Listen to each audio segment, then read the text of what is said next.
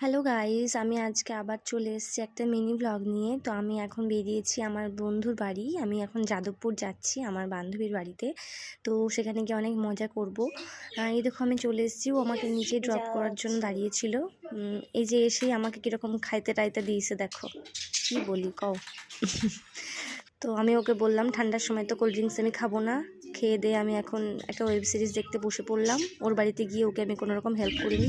TV দেখতে দেখতে ভাত খাওয়ার টাইম হয়ে গেল। ও আমার জন্য অনেক কিছু রান্না করেছিল, এই মাটন, ডাল, পটল ভাজা, সবজি। তারপরে দুজন মিলে একটু খেয়ে দিয়ে জমিয়ে একদম খেলাম।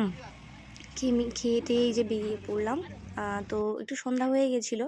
তো তারপর ভাবলাম যে সন্ধ্যাবেলায় গিয়ে রাত্রিবেলা রান্নাবান্না করবো না, তাই এই যে একটু চাউমিন নিয়ে নিলাম। ব্যাস, এটা খেয়ে আমি ঘুমিয়ে পড়লাম।